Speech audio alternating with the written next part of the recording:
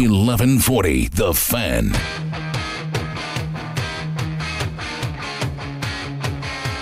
Talkin Money! Talkin Money! Well, alrighty then. We're back to Talkin Money with Jeff Tarbell. Right. I see our signal is reaching the Lake Tahoe area. Our normal second in command here, Mr. J-Fod, is sending me pictures of golfers on the 17th tee and boats that I should be buying. He said, quit talking about Oregon and get a boat. I got a boat. It's just not as big as the ones he's sending me the pictures of. There's some nice boats. Looks like beautiful weather up there. Keep rubbing it in, John. Thanks. Thanks, John. Down here working, slaving away, and you're on the golf course there. Great weekend for the Celebrity Golf Tournament up at Lake Tahoe at Edgewood, so hope you're going to check that out. And we did get a couple winners on the Olympian. So what was his name? Pistorius? Is that what? Yes, Oscar Pistorius. Okay, Pistorius. So he's a South African runner, and there's some controversy. So he did make the Olympic team, or he was talking about it? No, he made the Olympic team. Okay, so what's the issue? He is a double amputee. So he has it looks like amputated right above the knee or right below the knee, and he has what are kind of the hook spring, fiberglass fitted feet. So the challenge is then they're not sure that maybe that gives him an added advantage. Is that what they're correct? Okay, yeah. So they don't really know. You don't really know. It's I guess you could say it's kind of similar to golf a few years back when they had to limit the spring effect of drivers and the type of metal that they were using to make the driver face because of the ball going farther and spinning less. And the par five became a par 1.5. That's right. Yeah. So I mean, I don't know what the right answer is there. For one, I'm deeply inspired by the guy. I mean, it's just the problem is I don't know whether it's, and I guess they don't know whether is it 10% harder to run with those things, or is it 10% easier to run with those things? Or you're getting a rebound that you don't normally get. I mean, when you look at the picture, you look at that, you say, man, it looks like you're getting if you will, a spring effect that you would not get otherwise, but you're also missing the bottom half of your leg. I don't know. It's right. But they let him in, and I guess the Olympic Committee let him in. I guess we'll know if the guy from South Africa kicks the crap out of everybody in the races. But of course, he's been racing, and you don't just show up at the Olympic team and say, "Hey, I want to race." He's been doing other races, right? So. Yeah, I think the true test will be when they get to the track and field events and they do qualification for the 400 meter and the 4x400 to see how he does. Yeah, against others. Yeah, it's an interesting discussion. I guess we'll wait and see whether he does well or not. But good for him, and we'll see. I guess next week we'll find out for reals, huh? That's right. Text line is back up and working at 441140 if you want to jump in. I mentioned before the break there. So a couple of my obscure articles here, which is I always like to do with the obscure stuff, and we're done with the welfare stuff. So we picked a respondent. I think overall people thought that it was a good idea to have some sort of test, if you will, or means testing to receiving welfare, that you should be providing some evidence that you're doing something to get the money or to get off the rolls. About split 50-50 whether the state should take it or federal. So I appreciate you guys testing in on that. Out of the obscure category, Dr. Drew. You heard of Dr. Drew Loveline? So it seems like I like the guy. Seems like a reasonable guy. But apparently, and this is out of the Wall Street Journal on July 5th, apparently he was extolling the virtues of antidepressants on his show. And it has now come out to be discovered that GlaxoSmithKline paid him $275,000 for his advertisement for antidepressants, which wasn't made abundantly clear as he was just giving out the virtues of this drug on his show, TV and or radio. So I guess he attended a couple seminars, and then they paid him $275,000 for services for the part of the U.S. Justice Department $3 billion criminal and civil settlement with Glaxo over illegal drug marketing. So I would probably want to know that. If I can't, I mean, it's clear when I come here and talk about mortgages, I hope it's clear to you. I'm in the mortgage business, and I do want you to do business with me, and if you do business with me, I do make money.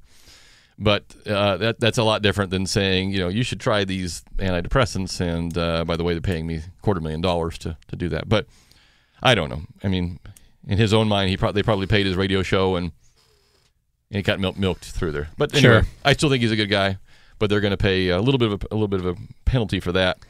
So this is the out of the other obscure category, Chuck E. Cheese, which I have not been to a Chuck E. Cheese for, ever. No, Come on. I have maybe been there twice, and I'll tell you why.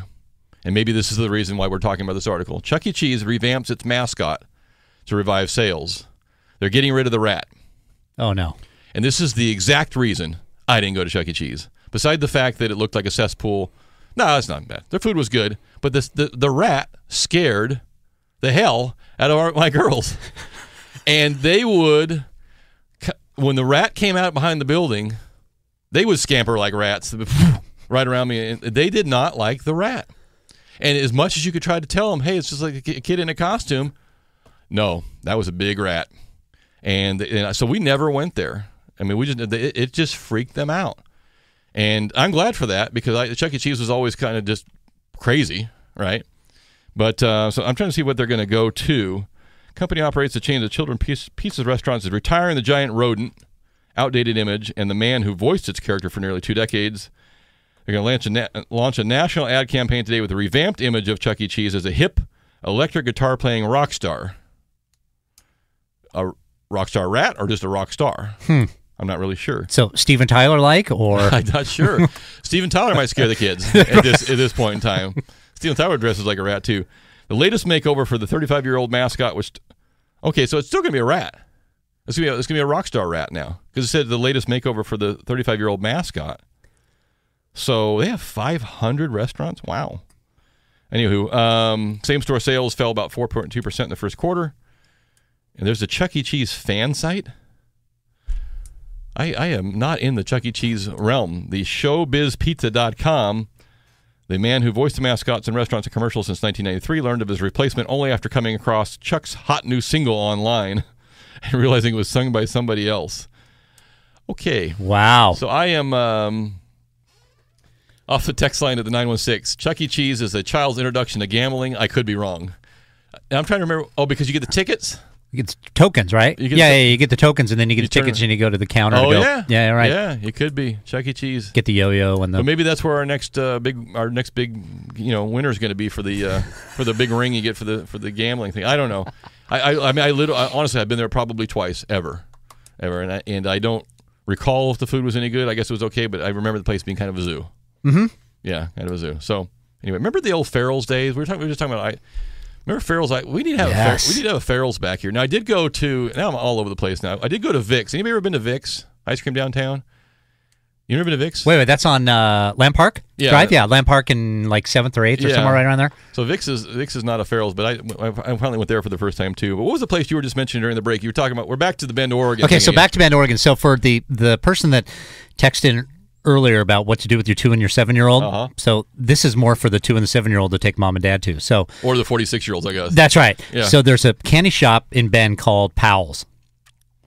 And when you walk in there as a person of my age, I'm 45, you suddenly are transported back in time because you see all the candy that was in the local drugstore when you go in there, the bottle caps, the Fun Dip, the Charleston Chew. What could be wrong with Pop Rocks? I mean, what could be wrong with Fun Dips where you have a sugar stick you dip into a sugar bag? That's right. That is awesome.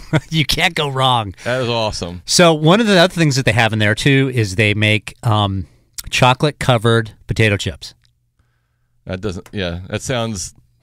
well, if they're really salty and the chocolate could be good. Right, see, that's the thing. They're not... I don't think they're salty enough to really do too well. I mean, it's unique. Yeah. You got to try it once, but... for the 2 and the 7-year-old, you got to take your mom and dad. Okay, what's it called? Powell's. Powell's. Okay, Powell's. We'll write that down. I have to go up there and get my load of. I miss the old bottle caps and the sprees. Mm-hmm. Of course, you can still get some of that stuff. All the Willy Wonka stuff. Yep, exactly. Is all in there, right? We got to take another break. You got another quiz question? I have another quiz question. Okay, 339-1140 or 1-800-920-1140, or you can text us at 44-1140. It appears because we got the Chuck E. Cheese text that's working. It's just a money show. This is a show about whatever I want it to be about. Okay, so here we go. This was in the Wall Street Journal today. Okay. Actually, no. Sorry. last Where week. am I? Yes, today. Okay. I'm losing track of time. Anyway, this country has the largest percentage of people 15 years or older that when asked what they did in a survey, they indicated that they were inactive. Okay. Okay, so this particular country has the largest answer, I guess, of people over 15 who indicated in a survey that they are inactive. They don't do anything. They don't do anything. The couch potato survey, they call it. That's right. That's exactly it. So I didn't even know that was a country. Quite frankly, it sounds more like a beer to me than a country. But it got us correct. Okay, so 339-1140. And how many, was it like 50% or 70% or what did it say? 72% or something? 72. 72% of the people in this country over 15 years old reported that they had little or no activity during the week. And it does sound like a beer or some beer-related term because that's going to be a tough one. I didn't even know that was even a country. That's down there on the scale. Where was the United States on that list, by the way? I was just going to say, it's interesting to see where we are on the list. We are third. Okay, at what percent? 41. 41, and I think it was Britain the second? Yes, it was UK at 63, Okay. United States at 41, Mexico at 38, Canada at 34, France at 33, China at 31, Greece at 16. Well, Greece are busy. Yes, they are. They have no money, but they're busy. That's right, they're busy. Okay. India at 16, and the last country was Bangladesh at 5%.